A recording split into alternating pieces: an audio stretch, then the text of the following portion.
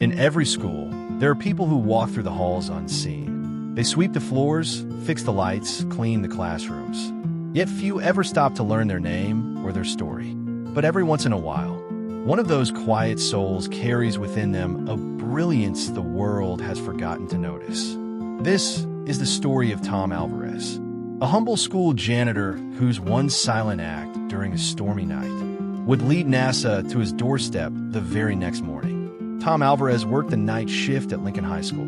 He was a man in his late 50s, wearing an old navy blue uniform, a keyring that jingled softly at his waist, and a smile so gentle it made you feel safe just passing by.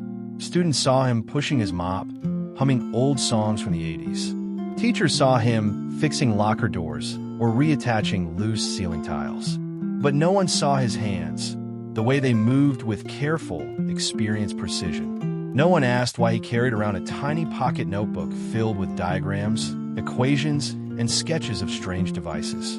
When people did speak to him, they said things like, "Thanks, Tom. Could you clean up room 203? The vending machine is stuck again. Can you look at it?" And Tom always answered, "Of course. Happy to help." He lived a simple life. He took 2 buses to get to work, carried his own lunch in a brown paper bag, and spent most evenings alone in the quiet hallways after everyone had gone home. But when he wiped down the chalkboards, he often paused. He stared at physics equations left behind by the senior classes. On some nights, he quietly corrected the mistakes on the board, then erased them before anyone saw. One Thursday evening, heavy clouds rolled over the city. Thunder cracked. Rain slapped against the windows like handfuls of pebbles. Inside the school, the auditorium was packed. The students were about to perform their annual play. Parents, siblings, and neighbors all gathered to watch. At exactly 6:42 p.m., everything went black. Lights, heating, sound system, gone. A chorus of gasps filled the darkness. Children screamed. Teachers searched for flashlights. The principal panicked.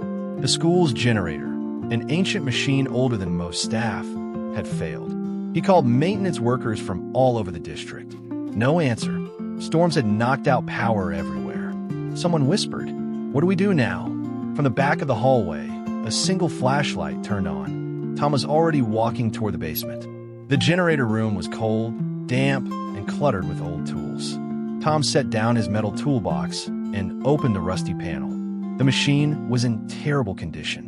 Wires melted, circuits, cracked coolant, leaking in, a smell of burning plastic filling the air. Any other person would have given up. But Tom didn't flinch. He took a deep breath and whispered, "It's okay. Let's figure this out." He pulled out objects no one would expect a janitor to have. Custom-shaped copper coils, a handmade circuit board, salvage capacitors he had repaired himself, and a folded sheet of paper covered in equations. He worked slowly, patiently. No panic, no frustration, only quiet confidence and the soft hum of thought.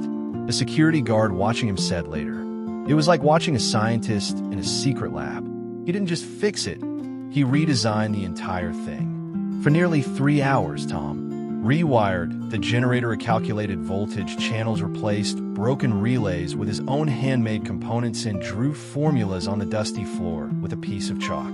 Formulas he hadn't studied since his college days. When he finished, he wiped his forehead, smudging grease across his cheek. "All right, my friend," he whispered to the generator. "Let's give you one more chance." He pulled the lever. A low rumble, a spark. Then, the entire school lit up again. Above him, people cheered as the play resumed. Kids clapped, parents smiled, and life returned to normal. No one knew what Tom had done, and he didn't tell them. He just picked up his toolbox and walked back upstairs. Tom went home at midnight, as he always did. He made a simple dinner, read a chapter from his old physics book, and fell asleep listening to the rain. The next morning, Tom arrived at school early. Before he could even clock in, the principal ran toward him, breathless. "Tom, you need to come to my office." Immediately, Tom thought maybe he had forgotten to sign a form, or perhaps someone had complained. But when he walked inside, 3 strangers stood up. Each wore a NASA badge. Tom blinked. Did I do something wrong?" One of the engineers stepped forward. "Mr. Alvarez, last night, during the storm, We detected a unique electrical stabilization pattern across the grid. It originated from this school. Tom swallowed. And the signature, the engineer continued, matched a type of loop-stabilized energy conversion system we've been developing for spacecraft. He paused. Yours was better. The room fell silent. Even the principal didn't breathe. Tom whispered, I just fixed the generator. The engineer smiled kindly. No, Mr. Alvarez. You built something we've been trying to create for 2 years. We were hoping to meet the engineer who designed it. Tom looked down at his worn shoes. I'm not an engineer, he said softly. I just read books. But the truth came out piece by piece. Years ago, Tom had been a top student in electrical engineering. He had dreams, big dreams, of designing sustainable power systems. But when his father died suddenly, Tom left college to support his mother and his younger siblings. He took a full-time job as a janitor. Life moved on. Dreams were buried under responsibilities. But Tom never stopped learning. He studied old textbooks after work. He built small inventions nobody saw. He practiced solving engineering problems in his notebook. He learned quietly, silently, without applause. The NASA engineers listened in awe. One whispered, "Do you understand how extraordinary your mind is?" Tom shrugged shyly. I just fix things. The lead engineer opened a folder. Mr. Alvarez, we'd like to offer you a position with NASA. Your design could help stabilize backup systems on lunar and deep space missions. The principal gasped. The teachers outside the office peeked through the window. Tom's hands trembled. Are you sure? He asked. We're certain. Tom felt something warm rise in his chest. A feeling he hadn't felt since he was a young man, sitting in his first engineering class. Hope, recognition, a dream returning from the dead. He nodded slowly, eyes shining. I'd be honored to help. A year after that stormy night, Tom's energy stabilizer prevented a power failure on a NASA lunar module.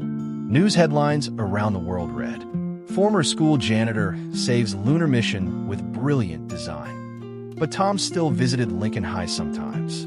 He always fixed the vending machine. He always smiled at the students. And he always said the same thing. Never underestimate anyone. You never know what genius looks like. True brilliance isn't always loud. Sometimes it quietly sweeps the floors, waiting for the moment the world needs it most out like share and follow for more.